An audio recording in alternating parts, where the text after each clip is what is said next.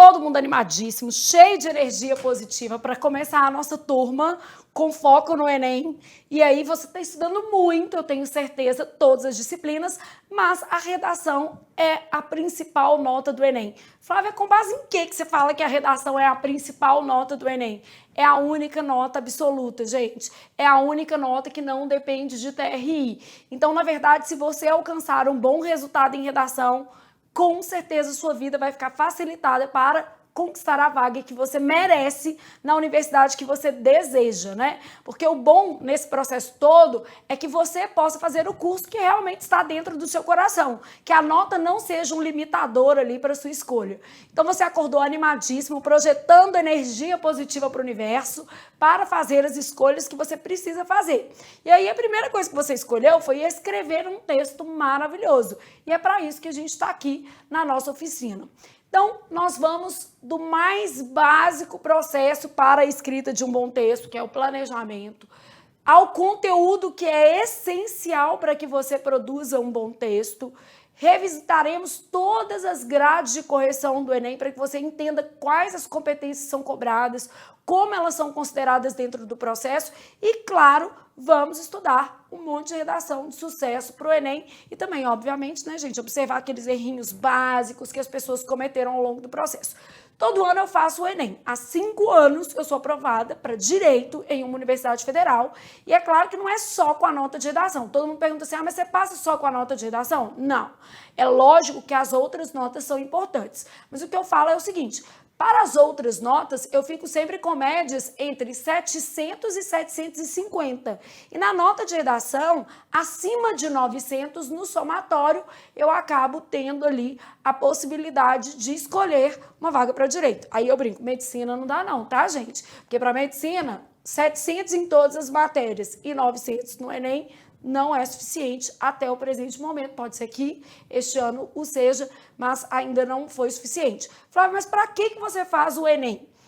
Simplesmente para mostrar a importância da redação e porque também é uma forma que eu tenho de trabalhar os textos que eu mesma fiz no Enem com vocês durante o nosso curso. Então, por exemplo, no último Enem, que foi Invisibilidade e Registro Civil, eu tirei 960. Flávia, você já tirou 1000? Tirei. O 1000, gente, está cada vez mais difícil no Enem.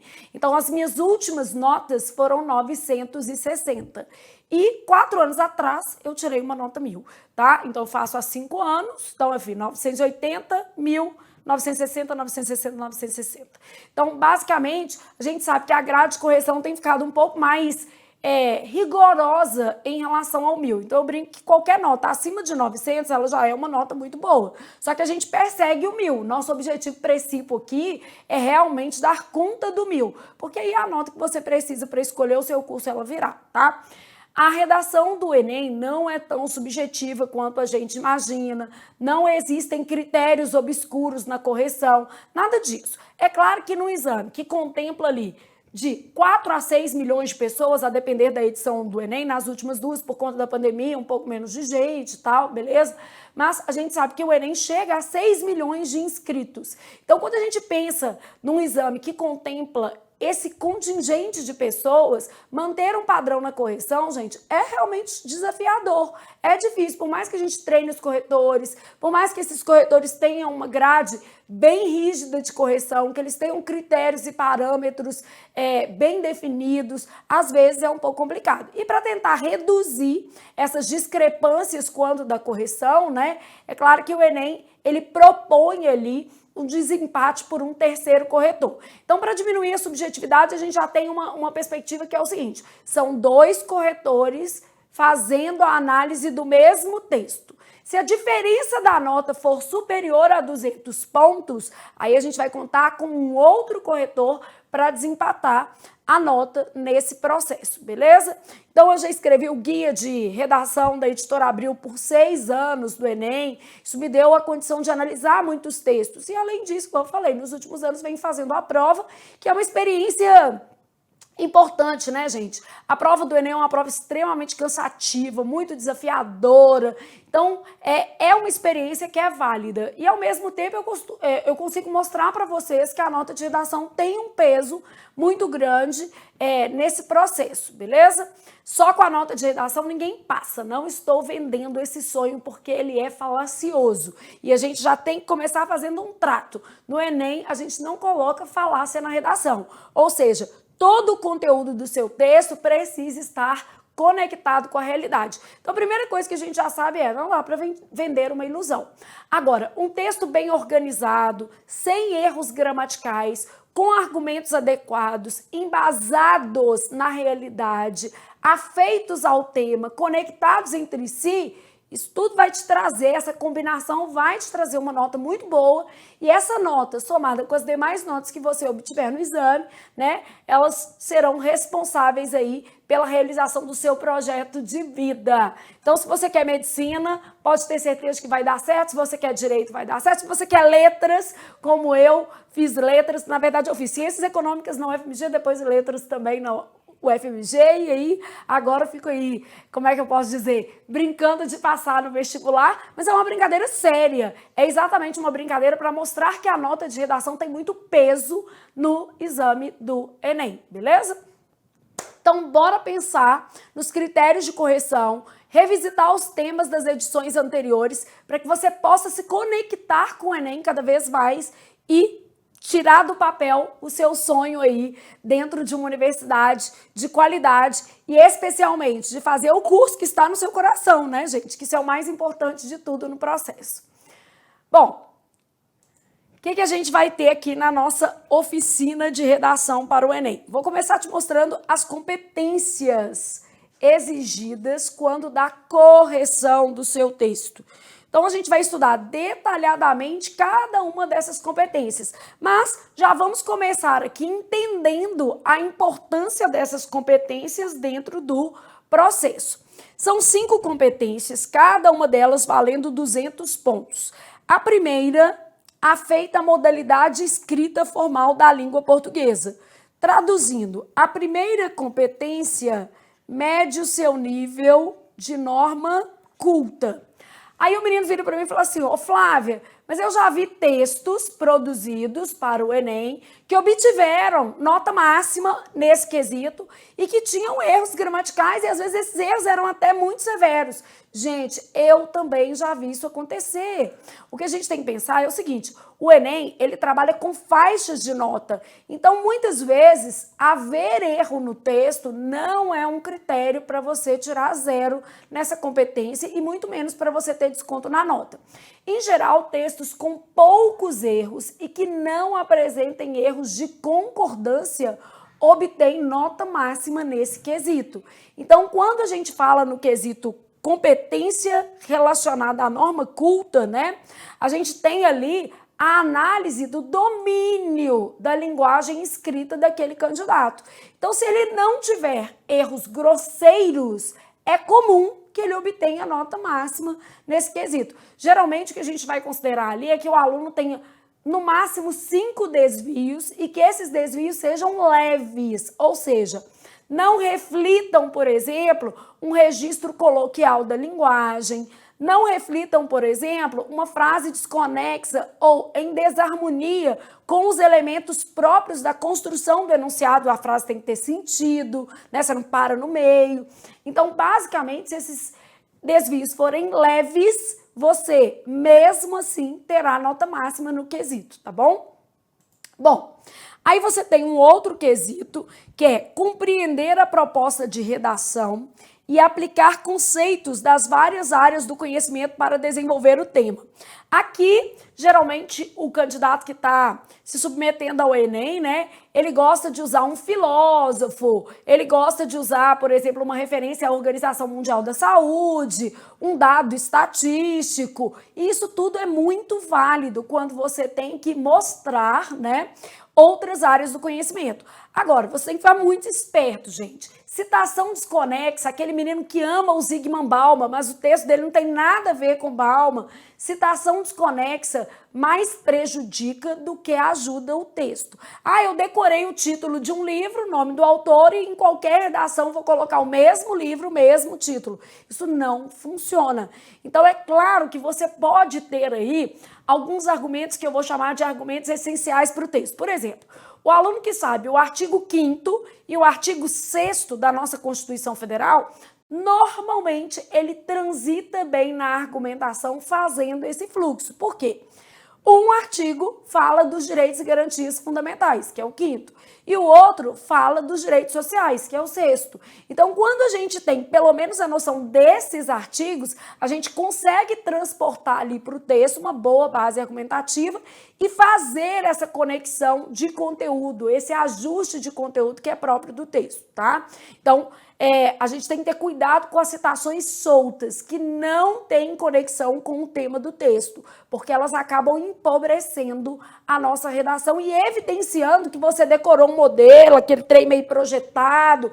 Trem, né, gente, como mineira que sou, então vou compartilhar o meu trem com vocês. Se você é de outro estado, entenda que a mineiridade está no meu útero, então eu não consigo, né, ali me desconectar desse tipo de palavra.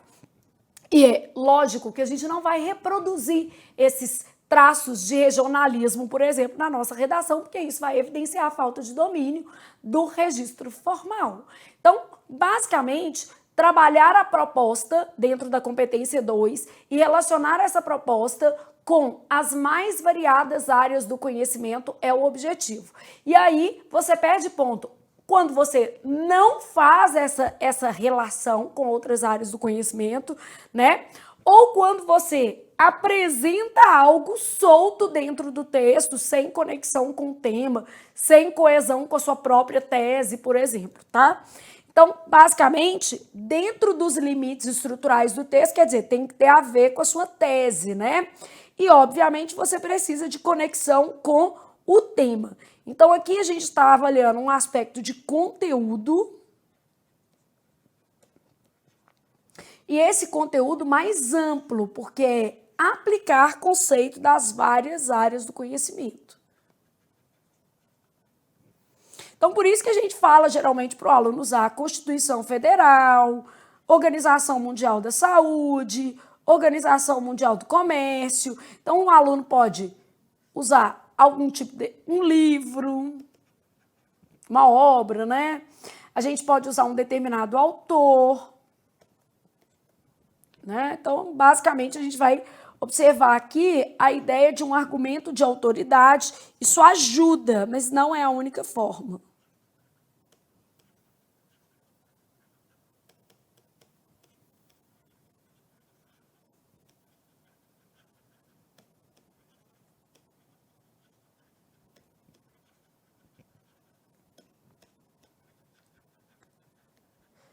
Sempre conectadas ao texto, né, gente? Então, eu preciso de alguma coisa aqui que tenha, obviamente, relação com o texto.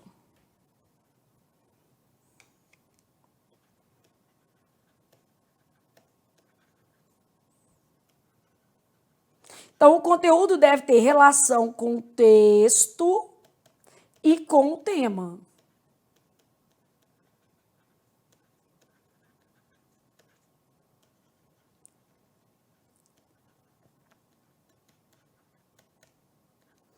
Então, estatísticas, argumentos de autoridade, alusões no caso de obras, livros, né?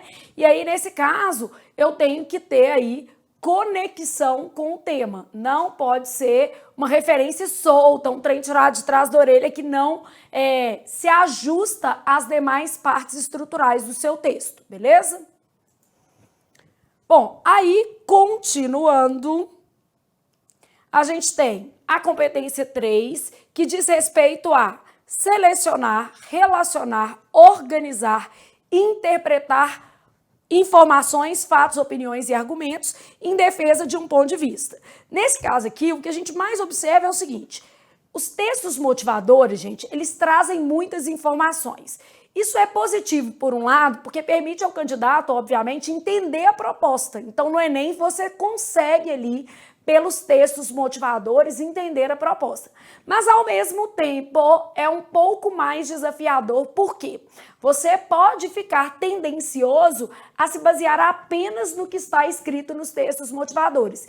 E ao se basear apenas no que está escrito nos textos motivadores, a tarraqueta come desembolada. Ou seja, você acaba perdendo nota na competência 3, porque o seu texto ele precisa de embasamento autoral. Você precisa se apropriar da proposta por meio dos textos motivadores, mas é necessário ultrapassar a argumentação que está apresentada nos textos motivadores.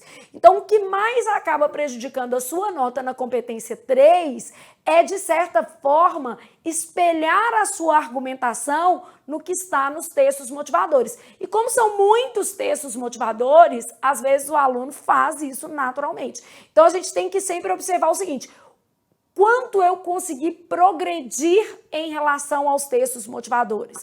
Eu usei alguma coisa que estava nos textos motivadores, mas eu consegui avançar em relação a esses textos motivadores. Então, essa é a lógica que a gente precisa usar aqui, tá? Então, vamos lá pensar nisso aqui. Então, é sempre uma ideia de avançar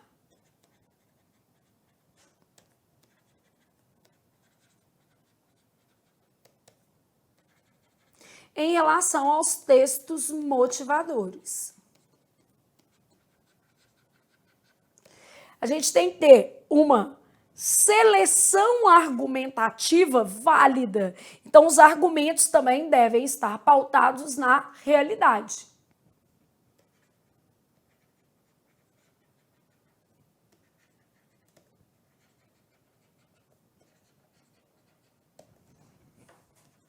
Então, argumentos devem estar pautados na realidade e organizados de modo lógico. Aí o menino doidão, né, quer começar com a proposta de intervenção. Ô Flávio, eu quero começar com a proposta de intervenção, porque a proposta de intervenção vale 200. Eu sei, amigo, mas olha aqui, não faz sentido. Primeiro você precisa apresentar o problema, depois você precisa apresentar causas para esse problema, consequências para esse problema, e aí sim você pode propor alguma intervenção para o problema apresentado. Então, o texto ele tem que seguir uma cronologia. Por exemplo, a gente apresenta aspectos positivos, aspectos negativos e deixa os aspectos negativos perto da proposta de intervenção. Por quê? Porque normalmente você não vai resolver o que é bom, o que está dando certo. Normalmente você vai resolver aquilo que está dando errado. Ou seja, a sua proposta de intervenção está associada aos aspectos o quê? Negativos do texto, beleza? Então, quando a gente vai escrever um texto, a ordenação dos parágrafos, né, tá ligada a isso aqui, ó. Organização. Então, a gente tem que selecionar, organizar, relacionar, interpretar adequadamente a proposta dentro de uma lógica de defesa da nossa tese, do nosso ponto de vista. O que acontece é que muitas vezes o aluno sequer fez uma tese, ele sequer apresentou o problema. E aí, ao não apresentar a sua própria tese, é difícil você selecionar argumentos para defendê-lo. Isso tudo a gente vai trabalhar ao longo da nossa oficina. Então, eu vou explicando assim, olha, gente, a tese tem que estar clara. Então, em cada texto que eu fizer com vocês em sala, eu vou marcar a tese, ó. Isso aqui é a tese, quer dizer, é isso que nós vamos defender. Vamos observar se a nossa proposta de intervenção traz a defesa dessa tese, consegue resolver esse problema. Então, a gente vai trabalhar sempre nessa lógica, beleza? Bom, demonstrar conhecimento dos mecanismos linguísticos necessários para a construção da argumentação. Esses mecanismos linguísticos são os mecanismos coesivos. Quando a gente fala em coesão, gente, não é só usar conector, né? Às vezes o aluno acha que se ele decorar lá meia dúzia de conectores e colocar meia dúzia de conectores no texto, a nota dele está garantida. Não é bem assim. Quando a gente fala em coesão, a gente está falando de coesão lexical, que é a sua capacidade, por exemplo, de evitar a repetição vocabular, usando não apenas sinônimos, mas outras estratégias como hipônimos e hiperônimos. Então, nós vamos ter uma aula só da competência 4 e nessa aula eu vou explicar para você, por exemplo, como progredir as ideias se valendo de sinônimos, hipônimos e hiperônimos. Então, eu posso ter uma coesão lexical, eu tenho que ter uma coesão referencial, essa coesão referencial feita a partir de anafóricos, deíticos, catafóricos. Dentro de um texto, os catafóricos são menos usados. A gente vai usar normalmente mais anafóricos e expressões deíticas. E aí eu também vou explicar para vocês como usar essas expressões para progredir as ideias. Então, os mecanismos linguísticos a que se referem lá, a competência número 4, não se limitam a conectores. Os conectores estão dentro da linha de coesão sequencial. E a coesão sequencial, ela depende ali de mecanismos coesivos para a união de enunciados, de frases, união de períodos, união de orações, né? Como eu vou fazer a passagem, a transição de uma ideia para outra. E aí a gente olha os vários níveis. Dentro do período, né? É uma forma de coesão, entre períodos do texto e também entre parágrafos. Então, quando eu avalio a coesão do seu texto, eu avalio isso aqui, ó. Coesão lexical, porque às vezes o menino sabe por que ele está perdendo ponto, porque ele acha que é só conector, né? Isso aqui tem a ver com o uso de vocabulário. Coesão referencial, que tem a ver com a retomada de termos. Geralmente a gente vai trabalhar principalmente anafóricos e catafóricos aqui.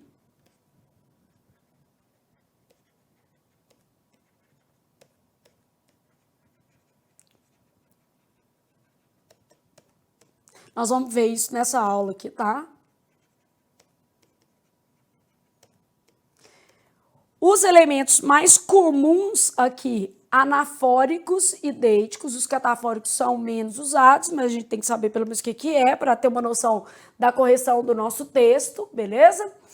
E a gente também precisa pensar na coesão sequencial, que é essa que a gente usa conectores. Para ter uma boa nota aqui, a gente avalia tudo, né? A gente avalia a coesão dentro do período,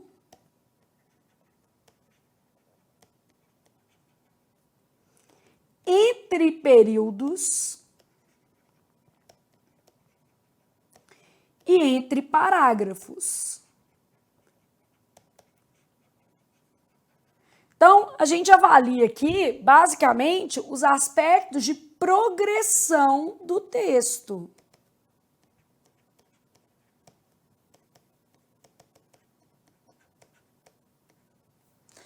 Beleza? Aqui a gente avalia os aspectos de estrutura desse texto e formulação argumentativa.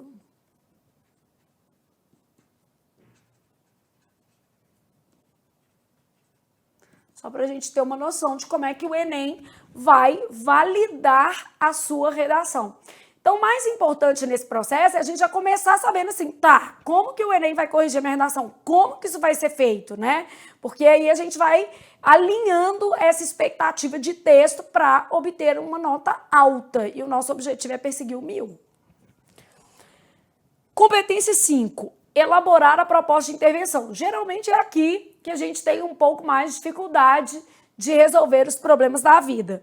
Elaborar a proposta de intervenção para o problema abordado, respeitando os direitos humanos. Então, a sua proposta de intervenção, ela tem que levar em consideração, né, o conjunto jurídico já existente no nosso país.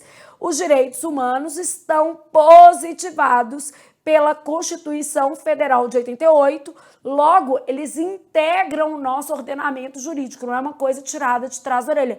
Ah, eu não quero validar. E aí você vai se distanciar da realidade. E ao se distanciar da realidade, você vai distanciar sua nota também da vaga que você está pleiteando na universidade com que você sonha. Então, a gente precisa buscar ali um resultado que seja adequado e para isso você precisa, obviamente, se conectar com o arcabouço jurídico do seu país, tá? Então, elaborar uma proposta de intervenção. Flávia, eu preciso fazer várias propostas ou eu posso fazer uma proposta só? Você pode fazer uma proposta só. Ela precisa estar desenvolvida. Eu sempre falo que é melhor uma proposta estruturada e desenvolvida do que várias propostas soltas. E a outra coisa que geralmente a gente orienta muito o candidato é que a proposta precisa ter relação com a sua tese. Então, as principais questões avaliadas na proposta de intervenção têm a ver com: está compatível com o tema? Está desenvolvida? Onde, quando, quem, por que isso é válido, né? Essa proposta está desenvolvida? E aí a gente vai avaliar uma outra coisa. Ela traz uma solução para o problema central que foi aplicado ao texto. Então, cuidado para você não trazer uma proposta que não tem relação com o que você escreveu. Às vezes a proposta é muito bonita, mas está desvinculada da sua própria redação, beleza? Então, aqui, ó, a proposta de intervenção, ela deve estar desenvolvida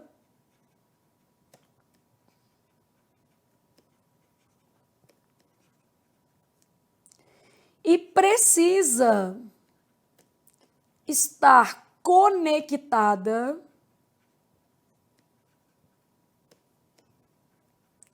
com a sua tese. Se você não formulou uma tese, isso aqui já vai dar errado. Então, a proposta de intervenção ela deve estar desenvolvida e precisa estar conectada com a sua tese. Ela precisa ter uma relação direta com o que você escreveu no texto, tá? Bom, então, isso aqui é a base da correção do Enem. Quando a gente pensa na grade de correção do Enem, a gente tem lá as 5 competências, cada uma delas com no máximo 200 pontos, e a gente vai dar para o aluno faixas: 0, 40, 80, 120, 160, 200 pontos. E a sua nota vai ser a média da nota atribuída por 2 corretores. Se houver uma diferença superior a 200 pontos, um terceiro corretor, que vai ser chamado de fiscal ali da correção, vai dirimir a situação apresentando uma outra nota, e as duas mais próximas serão serão usadas na composição da sua nota, tá? Então, a gente tem que no Enem, a pontuação atribuída ao seu texto é entre 0 e 200 pontos. O aluno vai ter uma nota atribuída por faixa: 200, 160, 120, 80, 40 pontos ou 0. Na faixa de 200 pontos, pode haver erros pontuais no texto. No Enem, isso não é um problema, então é normal que você encontre redações que obtiveram nota máxima ou notas altas e ainda assim apresentem erros pontuais. Pontuais, não é uma redação cheia de erro, não. Ah, Flávia, mas eu já vi uns exemplos na internet cheios de erro que obtiveram notas altas. Mas aí já é uma falha do corretor, é uma falha do processo mesmo. E como eu disse, um certame, né, no caso do Enem, com mais ou menos de 4 a 6 milhões de pessoas, gente, acaba sendo mais difícil realmente se manter um padrão. Ah, então o Enem é injusto. Ah, então a gente não vai chorar as pitangas aqui. Este não é o espaço. Esse é o espaço do aceita que dói menos, estude e faça a sua parte. Se todo ano eu consigo tirar acima de 900, você também dá conta. E muitos alunos obtêm êxito no Enem. Então o negócio é estudar mesmo, gente.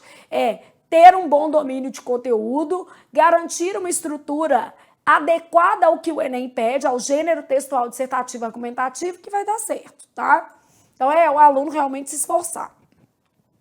Bom, cada um desses níveis tem características pré-definidas para evitar que as opiniões do examinador interfiram na nota do estudante. Então, a cartilha de correção do Enem, ela define essas características, né? Elas estão no manual do corretor do Enem, beleza?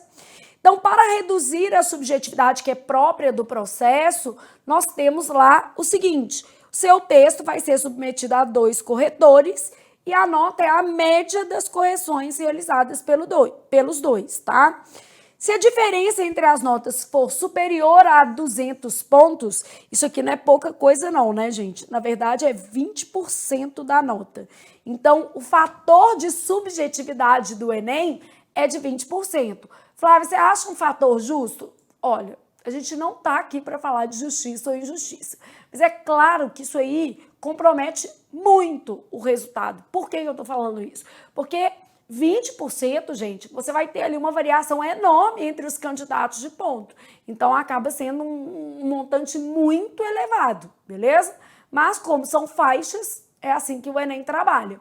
Se você tiver aí uma nota diferente da outra, acima de 200 pontos, um terceiro corretor vai aplicar uma nota ao seu texto e aí, nesse caso, as duas mais próximas é que vão valer para efeito de correção, ok? Bom, então, é assim que funciona, né? O que acontece? Vamos pensar na redação do Enem no básico, né? O que é a redação do Enem?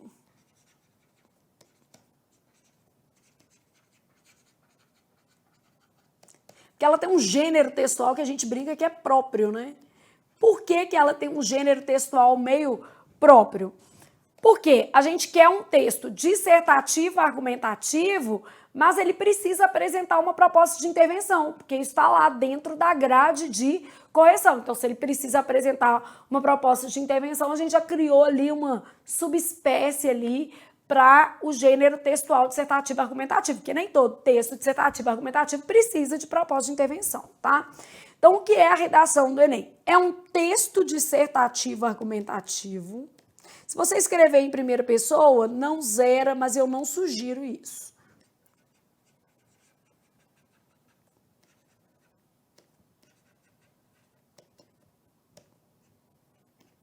Em prosa, o que quer dizer prosa? Em parágrafos.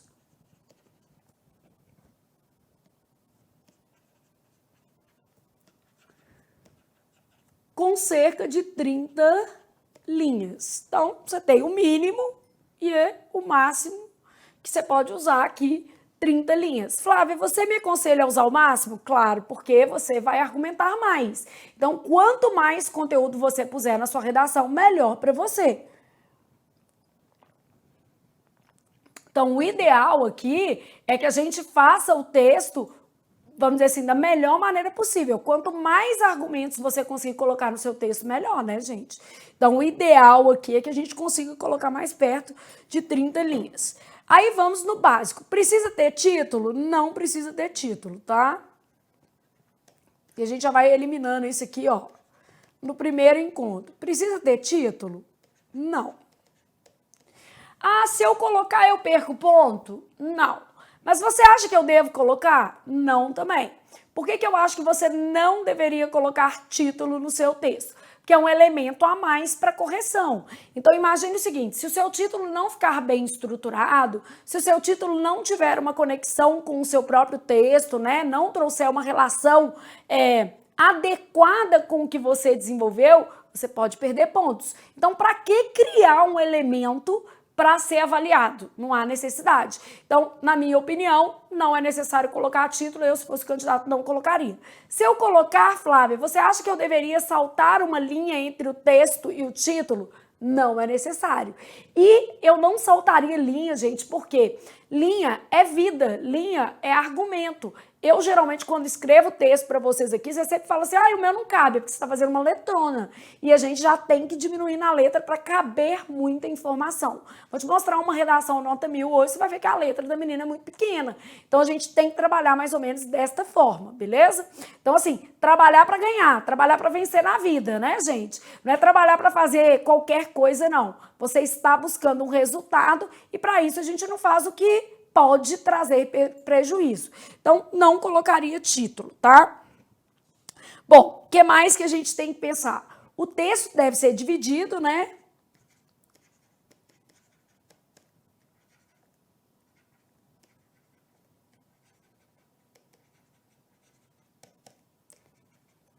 em introdução, desenvolvimento e conclusão. O parágrafo de desenvolvimento, gente, ele não pode ser igual ao de introdução, ele tem que ser maior.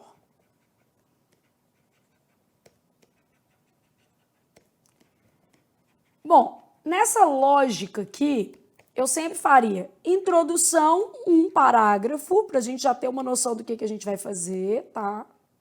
Ah, eu posso fazer introdução em 2? Não, nesse espaço não tem jeito.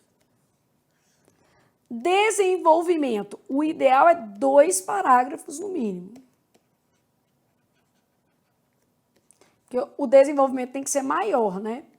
E conclusão, um parágrafo. A conclusão, ela já vai abarcar a proposta de intervenção, tá? Essa conclusão, ela já vai trazer o que a gente vai chamar de proposta de intervenção, porque fica mais adequado ao que você está fazendo.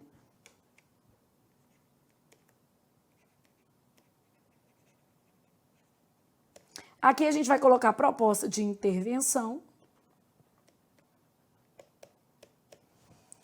2 parágrafos, né?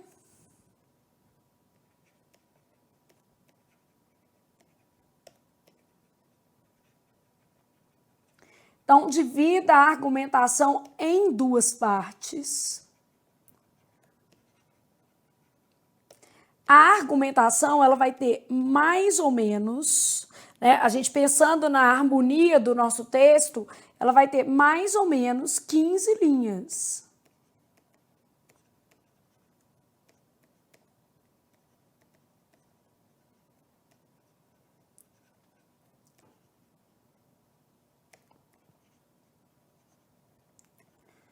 Sete linhas cada parágrafo, mais ou menos. Aqui a gente vai fazer a introdução com a apresentação do tema e da nossa tese.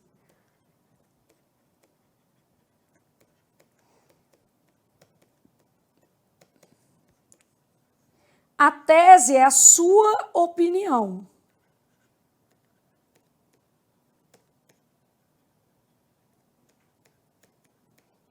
Os argumentos precisam ter, obviamente, relação com a sua tese, assim como a proposta de o quê? Intervenção, né?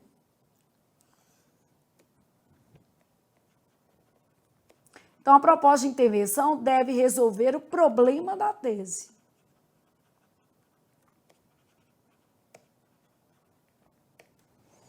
Então, o texto deve ser dividido em introdução, desenvolvimento e conclusão. Então, quer dizer que ele vai ser feito em prosa, em parágrafos.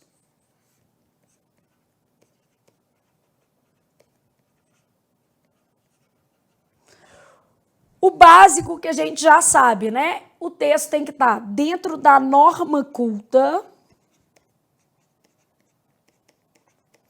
pautado na realidade. Não vale inventar dado. Ah, Flávia, mas eu acho que se eu inventar, ninguém vai saber. Beleza, o corretor recebe uma baliza sobre o tema, né?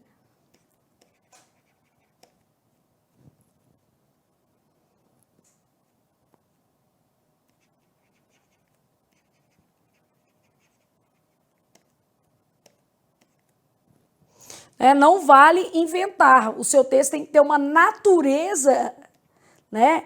O nível de informatividade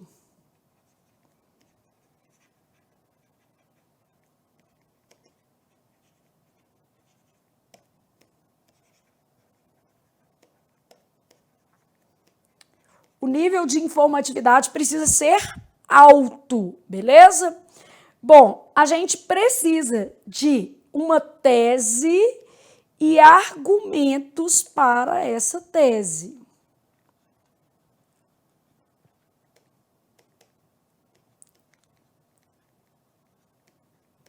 Solução, que é a proposta de intervenção.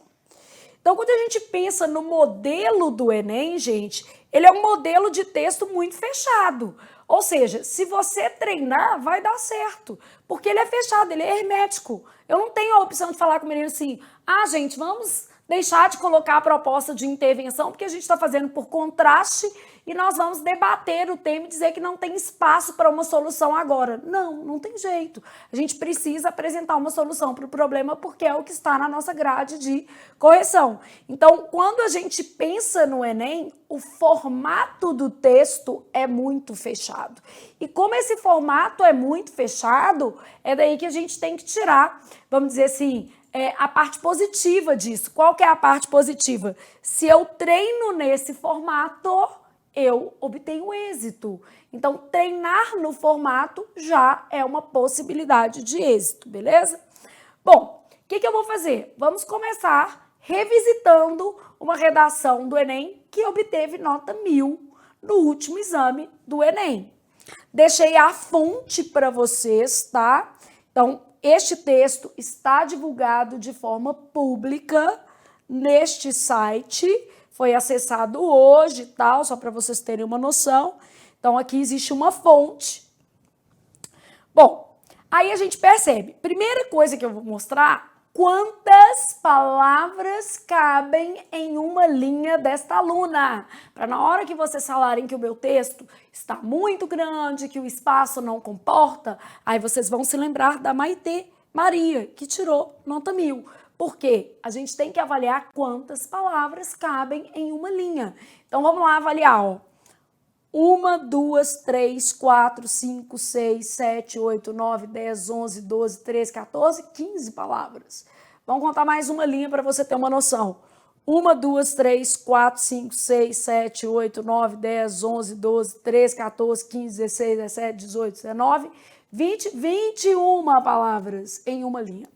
Aí o menino fala assim, nossa, no meu texto não cabe nada. Claro, na sua linha, simplesmente você consegue colocar 5 palavras, 6 palavras. Então já vamos mais ou menos definir que o seguinte, um tamanho de letra aceitável para que você possa fazer uma boa redação e consiga colocar muito argumento, né? Um tamanho de letra aceitável, gente, é com no mínimo 10 palavras na linha. Nós estamos aqui com a Maitê colocando 21 palavras na linha, 15 palavras em uma linha. Na média, ela usou 18 palavras em cada linha, tá? Então, aceitável acima de 10. Se a sua letra, obviamente, não está nesse padrão, a primeira coisa que a gente já vai treinar é diminuir um pouco a letra, para que você possa colocar mais argumentos. E toda vez que eu fizer o texto com vocês em sala de aula, eu vou usar uma letra pequena. O nosso objetivo é conseguir colocar muitos argumentos dentro da sua redação. Combinado? Então, ó, média de palavras por linha de um texto bem sucedido. Vamos nos basear nisso aqui. Tô colocando aqui só para você ter uma ideia, tá? Então, aqui, ó, 15 palavras. Contei tudo, monossílabo, tá?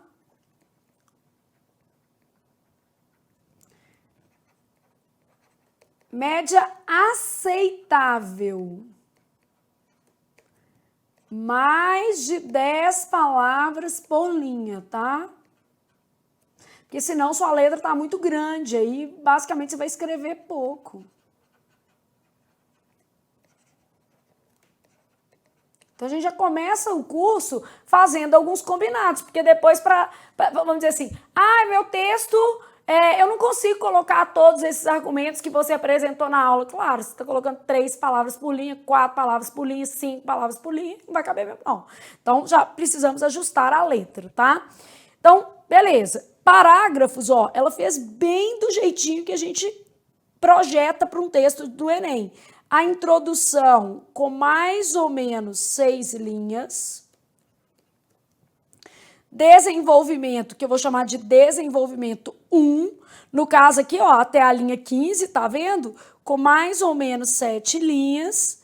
Aí fez desenvolvimento 2, mais ou menos 7 linhas e conclusão com 6 linhas. Então, assim, o texto dela está harmônico, está perfeito, está exatamente do jeito que a gente, em geral, divide o texto, tá? Então, basicamente, a gente faz uma introdução com mais ou menos 6 linhas. Desenvolvimento 1, com mais ou menos 7 linhas, 7 a 8. Desenvolvimento 2 e conclusão com mais ou menos 6 linhas, beleza? Então, isso aqui é a base. Aqui pode ter um pouquinho mais, tá? A gente pode colocar 8 linhas, não tem problema não. Vou colocar assim, pra você fechar mais ou menos aqui, tá? Então, claro que isso aqui pode ser um ajuste. Aqui é a introdução, que deve apresentar a tese. Aqui tem que ter no mínimo 2 frases, porque senão a gente faz período muito longo.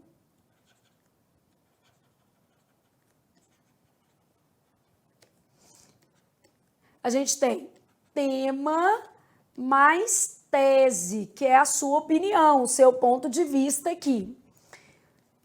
Desenvolvimento 1, desenvolvimento 2. Cada parágrafo precisa apresentar no mínimo 3 períodos.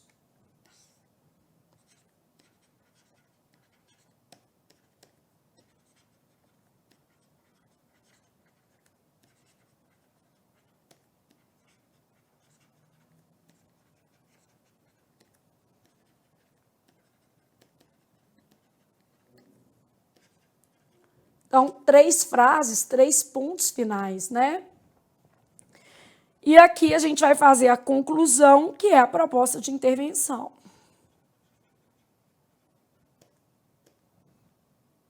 Também um mínimo de 2 frases.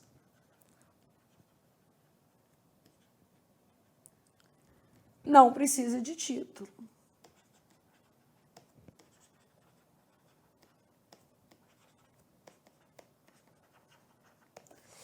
Eu preciso sempre voltar. Então, é assim, ó.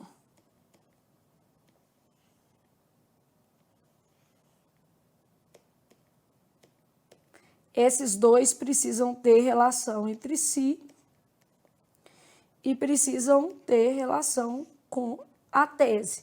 Então, todas as partes do texto devem estar relacionadas entre si.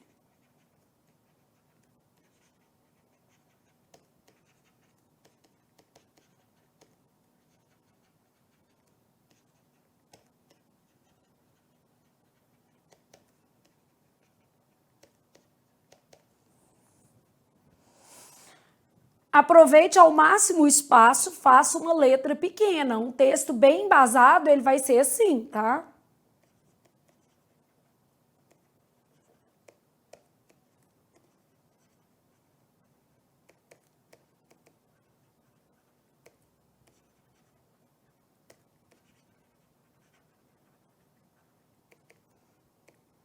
Então, aproveite o espaço, faça letra pequena, beleza? Então, o básico aqui que a gente tem é essa lógica, tá? Aí vamos ver o texto da Maitê, já que a gente já tem como ela dividiu, os conectores, nós vamos marcando tudo para você entender as competências, tá? Então, eu tenho lá assim, ó, no cérebro e texto, as cidadanias mutiladas. Bom, ela usou alguma coisa que tinha super a ver com o tema, que era a invisibilidade do registro civil. Lembrando que o tema era esse. Vou colocar registro civil abreviado aqui. Esse foi o último Enem, né? Então, no cérebro e texto, as cidadanias mutiladas, o geógrafo brasileiro Milton Santos afirma que a democracia só é efetiva à medida que atinge a totalidade do corpo social, isto é, gerando os direitos, quando os direitos são desfrutados por todos os cidadãos, beleza? Então aqui, ó, só aqui ela já usou vários conectores. Vamos marcar os conectores em azul? Então eu tenho, afirma que isso é um conector, à medida que ela usou aqui uma proporcionalidade, isto é, quando os direitos são desfrutados por todos os cidadãos. Então, ela começou o texto com um argumento de autoridade. Eu vou tirar isso aqui só porque a gente vai analisando o que ela fez, tá?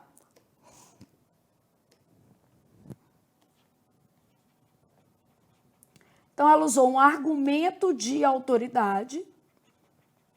É válido, às vezes, colocar no início, gente, porque o espaço é pequeno, né? Então, a gente já vai fazendo aí essa conexão com outros conteúdos, tá? Todavia, no contexto odierno, quer dizer, hoje, a invisibilidade intrínseca, a falta de documentação pessoal, distancia os brasileiros dos direitos constitucionalmente garantidos. Nesse cenário, a garantia de acesso à cidadania no Brasil tem como entraves a burocratização do processo de retirada do registro civil, bem como a indiferença da sociedade diante dessa problemática.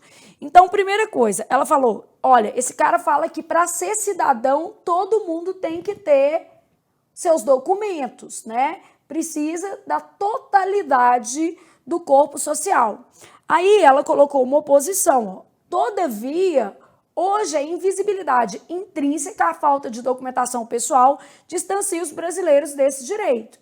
Nesse cenário, a garantia de acesso no Brasil tem como entraves a burocratização, ela já deu uma causa, burocratização do registro civil, bem como a indiferença da sociedade diante dessa problemática. Essa aqui também é uma forma de coesão. Marcar em amarelo o tema, ó, a falta de documentação pessoal. Esse é o tema. A tese dela, ó, distancia as pessoas. Aqui, ó. A tese está aqui, ó. Distancia os brasileiros dos direitos constitucionalmente garantidos.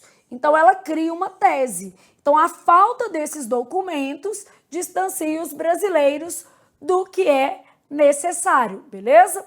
Então, neste caso aqui, a gente já viu que ela usa bastante conector no texto, que ela selecionou bem o tema e que ela criou uma tese, beleza? Ô Flávia, mas você não acha que esse à medida que está mais para um na medida em que, mais para uma causa? Acho, mas a gente já sabe que erros pontuais não invalidam a nota 1000 no Enem. Então, a gente pode ir marcando pequenos errinhos, né? Porque aqui, na verdade, ela está falando assim, ó, afirma que a democracia só se efetiva, né, porque se atinge a totalidade ou porque ela atinge a totalidade do corpo social. Mas aqui não está errado de todo, não. É só uma possibilidade de um conector melhorzinho. Bom, aí, continuando, ela vai. Nessa perspectiva, é importante analisar que as dificuldades relativas à retirada de documentos, dificuldade está relacionada à burocratização que ela apresentou. Vou usar assim, ó, dificuldades relativas à retirada de documentos tem a ver com burocratização. Só para você entender como é que ela voltou à tese, tá vendo? Comprometem o acesso à cidadania no Brasil. Nesse sentido, aí usou mais conectores, né? Ainda que a gratuidade do registro de nascimento seja assegurada pela lei de número 9.000, parará, que deveria ser letra maiúscula, mas erro pontual não é um problema. E não precisava disso aqui, né? Lei 9.534 da Carta Magna. Os problemas associados à documentação civil ultrapassam a esfera financeira, haja vista que a demanda por registros civis é incompatível com a disponibilidade de vagas ofertadas pelos órgãos responsáveis, o que torna o processo lento e burocrático. Tá vendo que ela trabalhou a burocracia, ó, lento e burocrático. Ela falou assim, ó, é de graça, deixa eu colocar os argumentos que ela usou, é de graça. Ah, então isso aí, só que ela colocou assim, ó, é de graça, mas, aqui ó, não é ultrapassam a esfera financeira, é de graça, mas é incompatível com a disponibilidade de vagas ofertadas, mas faltam vagas. Aí ela falou que o processo é lento e burocrático. Sob tal ótica, a realidade brasileira pode ser sintetizada pelo pensamento do sociólogo francês Pierre Baudelaire, o qual afirma que a violência simbólica se expressa quando uma determinada parcela da população não usufrui dos mesmos direitos, fato semelhante à falta de acesso à cidadania relacionada nos imbróglios da retirada de documentos de identificação no país, retomando o Brasil. usou um outro argumento de o quê? Autoridade, e esse argumento de autoridade relacionado ao de cima, ó, tá falando da mesma coisa, tá? Tá falando de cidadania, então direito, exercício dos direitos está conectado com o que estava aqui.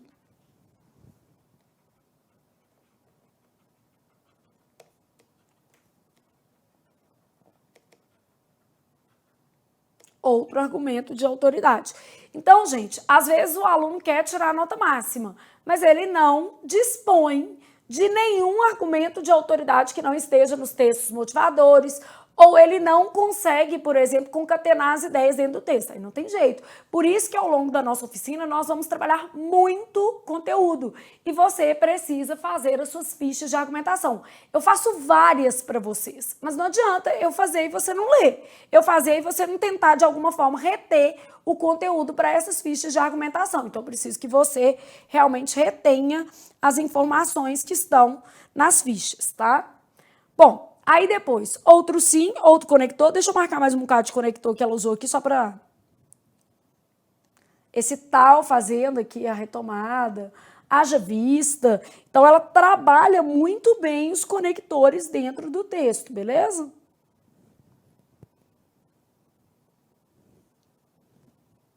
Aqui, ó, quando. Fato semelhante a, tá retomando, né? Então, eu tenho lá assim, ó, outro sim, é válido destacar a ausência de engajamento social. Ela falou isso lá no texto também, ó. Burocratização e indiferença da sociedade. Então, isso aqui era o outro argumento que ela ia trabalhar. Então, ó, só para você entender.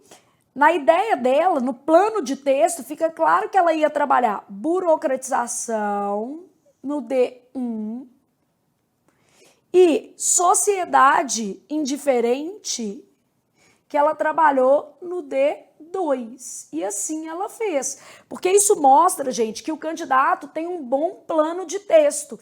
E quando a gente percebe como é que o texto foi estruturado, fica mais fácil de a gente dar uma nota alta. Então, observa que ela retomou bem no inicinho do parágrafo de desenvolvimento como ela faria. Ela apresentou na tese 2 argumentos e desenvolveu esses 2 argumentos. Flávia, você não acha que esse jeito é muito infantil de fazer um texto? Não, esse é o jeito que tira 1000, tá? Esse é o jeito que tira 1000. O Enem, gente, ele tem uma forma fechada. Então, atenha-se a isso. Criatividade nesse processo é menos importante que disciplina. Quando a gente faz um texto bem estruturado, a gente está mais perto do sucesso. Às vezes, assim, eu repito a mesma estrutura e aí eu tenho a mesma nota, desde que eu tenha um recheio ali para colocar no meu texto, que é o conteúdo, né? Então a estrutura tá ótima aqui, tá bem harmônica, tá? Ela usou a terceira pessoa, é o que eu recomendo. Então ela trabalhou o D1 aqui, só para a gente entender. O D1 dela foi exatamente a burocracia, é de graça, mas é burocrático. E agora ela vai trabalhar no D2 esse ponto, que é a indiferença da sociedade diante dessa problemática, beleza? E aí, pra você entender por que, que o coleguinho tira 1000, né? Que é o mais importante a gente começar o nosso curso já sabendo que a gente está perseguindo um modelo de texto ideal, ok? Bom, é válido destacar a ausência de engajamento. Então, vou marcar aqui em vermelhinho, só para você lembrar que é isso aqui que ela está trabalhando. Ó. Ausência de engajamento como fator que corrobora. E você percebe que a menina é muito culta, porque aqui, ó, corrobora é um verbo transitivo direto, ela usou de maneira adequada, corrobora a invisibilidade intrínseca à falta de documentação. Fica claro, pois, que a indiferença da sociedade, trabalhou a indiferença da sociedade, diante da importância de assegurar o acesso aos registros civis para todos os indivíduos, silencia a temática na conjuntura social, o que compromete a cidadania de muitos brasileiros. Haja vista que a posse de documentos pessoais se faz obrigatória para acessar os benefícios sociais oferecidos pelo Estado. Então, ela trabalhou a indiferença e os benefícios. Aqui, ó, acréscimos. Benefícios sociais.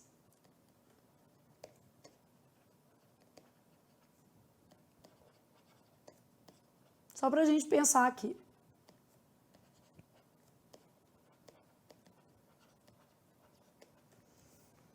Sob esse viés, é lícito refletir o pensamento do professor israelense usou outro argumento de autoridade. Tem que estar vinculado ao tema.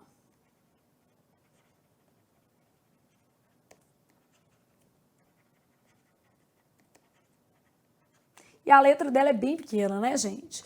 Então, sob esse viés, é lícito referenciar o pensamento do professor israelense, o qual, na obra 21 lições para o século XXI, afirma que grande parte dos indivíduos não é capaz de perceber os reais problemas do mundo, o que favorece a adoção de uma postura passiva e apática. E ela está falando da indiferença da sociedade. Ó. Grande parte dos indivíduos não é capaz de perceber os problemas reais do mundo. Então, está conectado com a indiferença da sociedade. Essa indiferença está aqui e também está na introdução. Ó. Aqui, ó, a indiferença da sociedade, tá vendo? Então, o argumento de autoridade que ela utilizou está concatenado com o ponto da introdução também. Esse aqui é o eixo de uma redação bem feita, o que favorece a adoção de uma postura passiva e apática. Quer dizer, ninguém está preocupado com o problema do outro, né? Bom, marcando ainda os conectores, né, aparece como fator que corrobora a invisibilidade intrínseca. Fica claro, pois, que a indiferença da sociedade, diante da importância de assegurar esse acesso, né, compromete a cidadania, haja vista que a posse de documentos se faz obrigatória para acessar uma finalidade, os benefícios sociais. Sob esse viés, é lícito referenciar o pensamento do professor israelense, o qual, na sua obra, fala que grande parte dos indivíduos não é capaz de perceber os reais problemas do mundo, o que favorece a adoção de uma postura passiva e apática. Então, em azul, eu estou deixando aqui os conectores. Em amarelo, claro, o tema. Em laranja, a tese, né?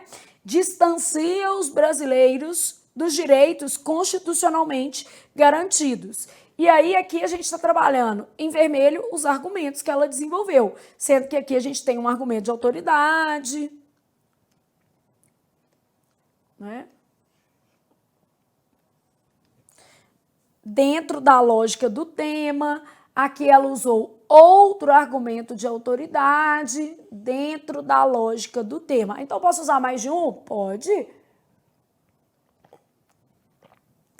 O que você não pode deixar argumentos soltos, né? Uma coisa que não tenha conexão com o tema, aí não pode. Bom, aí ela vai para a proposta de intervenção, que é o que a gente vai chamar de conclusão. Então, a gente já começa o nosso curso sabendo assim, ó, esse texto está muito bom, né? Torna-se imperativo, portanto, um conector que cabe ao Ministério da Cidadania como importante autoridade na garantia dos direitos dos cidadãos brasileiros, facilitar o processo de retirada de documentos pessoais no Brasil. Bom, facilitar o processo quer dizer resolver o problema da burocracia. Ó.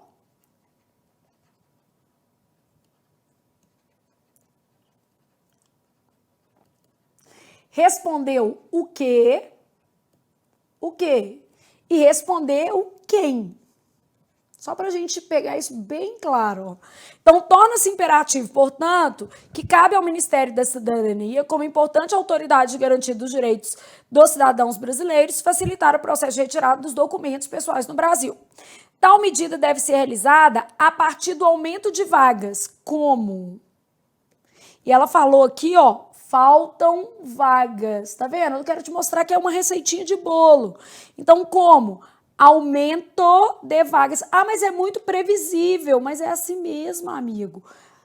Aumento de vagas diariamente nos principais centros responsáveis pelos registros civis, além do estabelecimento de um maior número de funcionários. Olha, mais vagas, mais funcionários. Tá respondendo como? A fim de tornar o procedimento mais dinâmico e acessível, bem como garantir o acesso à cidadania aos brasileiros. Então, ó, ela respondeu o quê, quem e como detalhadamente, tá? Aí depois, ademais, fica a cargo do Ministério das Comunicações, então quem? Outra pessoa. Estimular o engajamento que? Social, a indiferença da sociedade, agora que ela vai tratar, por meio de propagandas televisivas e nas redes sociais, com o fito de dar visibilidade à temática e, assim, aqui faltou um parzinho de vírgulas, assegurar os direitos aos cidadãos. Aqui ela estava resolvendo o engajamento da sociedade.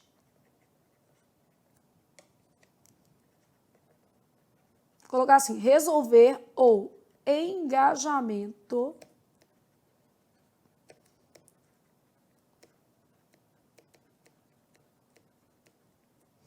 Então, o que? Dar visibilidade ao tema, tá? Quem? Então, o que é dar visibilidade, beleza? Ela escreve que é isso, né? Com o fito de dar visibilidade. Como? Por meio de propagandas televisivas. Então,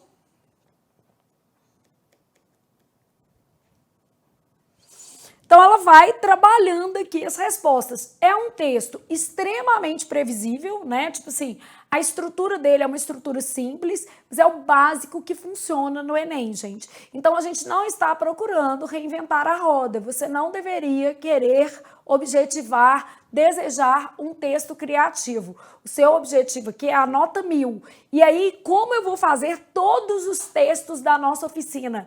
Exatamente assim. A gente vai apresentar uma tese, vai dividir essa tese em 2 argumentos que tenham relação entre si e que já tenham sido previamente colocados na introdução, e a gente vai propor soluções para os problemas apresentados na nossa tese. Então, quando dá realização do nosso texto, a gente vai buscar muito mais uma receita de bolo. E essa receita de bolo é: apresento o tema, apresento uma tese, apresento 2 argumentos já na introdução relacionados a essa tese e coloco, no caso do meu texto, esses 2 argumentos concatenados entre si e solução para os 2 argumentos. Flávia, mas você falou que eu poderia colocar uma proposta de intervenção só, e aqui ela solucionou as 2 problemáticas apresentadas no texto. É porque, às vezes, você vai trabalhar no seu texto, por exemplo, aspectos positivos e negativos. E aí você vai solucionar apenas os aspectos, por exemplo, negativos, né? Então, depende do modelo de texto que você fez. O importante, gente, é que eu tenho que conseguir visualizar um modelo de texto. E aqui existe um modelo. O modelo que essa candidata utilizou foi o modelo de subtemas. O que é o modelo de subtemas? Na introdução, eu apresento os 2 argumentos que eu vou desenvolver e que estão relacionados à minha tese, e depois eu resolvo esses 2 problemas lá na minha proposta de intervenção. E isso funciona super bem, tá? A gente vai ver outros modelos, mas eu quero te mostrar que o básico bem feito tem muito resultado. Então, o básico bem feito vai ter, vamos dizer assim, consequências extremamente positivas, que é a consequência do seu 1000, né? Então, ó, o que essa menina fez para trabalhar registro civil? Esse argumento dela aqui, que é a indiferença da sociedade, eu nem acho esse argumento muito bom, não. Mas tá bem feito. Ela colocou no texto aqui uma coisa que, né, a indiferença da sociedade, eu poderia substituir, por exemplo, pelo desconhecimento da sociedade, a falta de informação. Porque não é bem que a sociedade está indiferente, é porque, por exemplo, assim, em comunidades isoladas, né, as pessoas podem não ter acesso à importância do registro civil, né? Pessoas que não têm acesso à instrução formal, eu acho que ela trabalharia até melhor se fosse nessa linha. Mas ela obteve 1000 e isso equivale, tá? Então não é pra gente colocar defeito no texto da colega de jeito nenhum. Muito pelo contrário. É para mostrar que existe um espaço para um texto que ainda que com algumas pequenas imperfeições, pequenas, porque esse texto está muito bom, tá? Tira nota 1000. Quando eu fizer os textos aqui com vocês na oficina, porque eu faço ao vivo, né? Lembrem-se de que eu tenho chance de tirar nota 1000 mesmo com pequenas intervenções, que é assim que a gente trabalha no Enem. E eu vou fazendo os textos junto com vocês, ao vivo, porque eu gosto que vocês opinem. Ai, Flávia, tira esse gerúndio, modifique isso aqui, vamos usar esse argumento de autoridade, pensei nisso. Então, vocês também interagem comigo ao longo da aula e isso facilita muito para a gente construir algo em conjunto, né? E aí você vai amadurecendo o seu plano de texto. Bom, ela fez uma tese, então no caso aqui, ó, pôs tema. Ó, vamos fazer assim, o que essa menina fez? Ela usou na introdução argumento de autoridade, para a gente mapear, né? Tema, que era invisibilidade de direitos civis, mais formulação da tese. 3 frases, tá? Bem assim. Aí depois ela apresentou por subtemas. Apresentou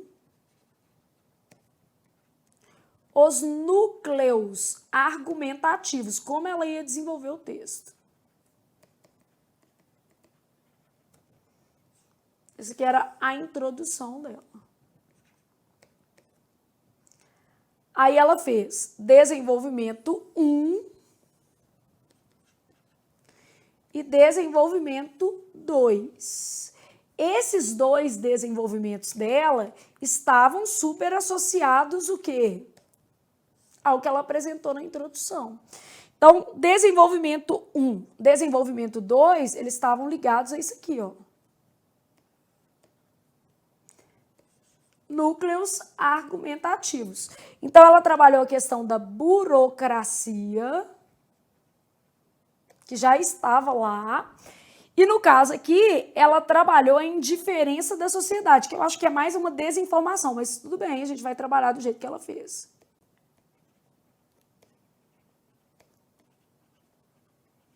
Tanto que é o Ministério da Comunicação informar sobre o tema, né? Mas tudo bem, isso aqui, ó, poderia melhorar um pouquinho esse argumento. E ela usou argumento de autoridade de novo.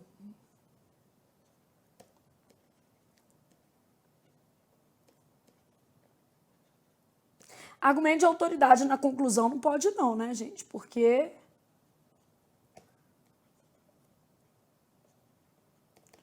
Então, só para você notar o plano de texto que ela fez, que é o mais importante. E aí ela fez a proposta de intervenção, resolvendo os 2 problemas. Aqui, ó.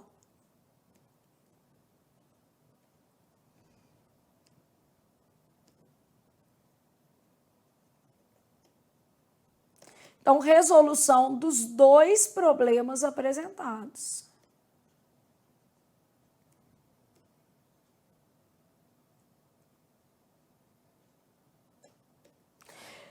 Na resolução dos 2 problemas, ela falou quem, ela falou o que e ela falou como.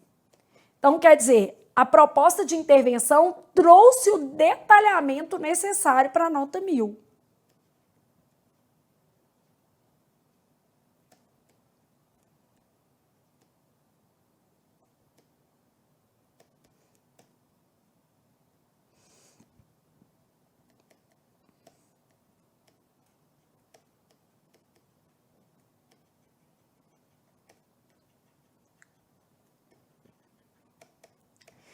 E a proposta de intervenção dela, gente, volta à tese. Todo mundo consegue perceber que a proposta de intervenção dela, ó, vai passando aqui e chega aqui de novo, ó.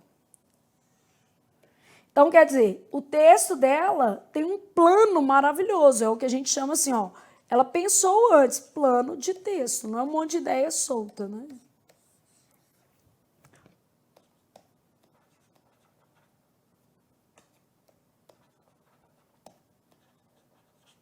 E são ideias organizadas de modo simples. Então, basicamente, essa é a lógica que a gente tem no texto dela, tá? A proposta de intervenção está bem estruturada, a conclusão está bem feita.